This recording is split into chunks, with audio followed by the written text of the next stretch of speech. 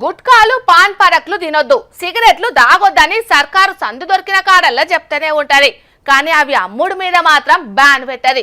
మీదికెంచి కొన్ని పాన్ పరక్ కంపెనీలు అయితే పెద్ద పెద్ద హీరోలు హీరోయిన్లతోటి అడ్వర్టైజ్మెంట్లు కూడా చేయిస్తుంటాయి. ఇక ఉత్తగా చెప్తే మాటలతోటి పని కాదని అనుకున్నాడో ఎట్లనో గీడొకన్న ఏం చేసిండో చూడుండ్రులా.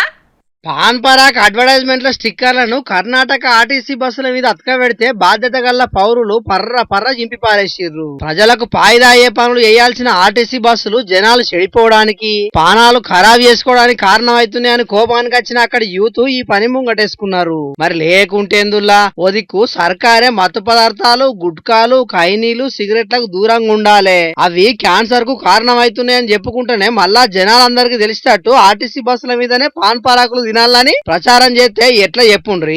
నీతులు చెప్పడానికే గాని పాటించడానికి కాదన్నట్టే ఉన్నది కర్ణాటక సర్కారు పనితనం.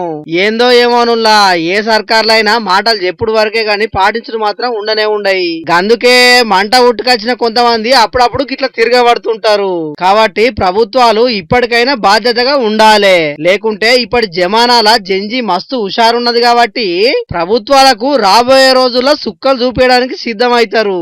ఏమంటారులా, అంతే కదా. ఇక తెచ్చిన వార్తలన్నీ అయిపోయినాయి. ఇవుల్లా ఈ ఆల్టీ జోర్దార్ వార్తలు. మళ్ళొచ్చే జోర్దార్లా మళ్ళా కలుద్దాం. అప్పటిదాకా చూస్తూనే ఉండండి హెచ్ఎం టీవీ. అట్లనే ఇంకెన్ని మంచి వార్తల కోసం హెచ్ఎం టీవీ యూట్యూబ్ ఛానల్ ని సబ్స్క్రైబ్ చేసుకోండి. ఇలాంటి ముచ్చట్లు ఆడ మస్తుగుంటాయి.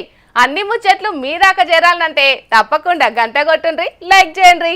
ఈ ముచ్చటను మీ దోస్తులకి షేర్ చేయండి. ఏమంటున్నాం? సరే మరి, టాటా.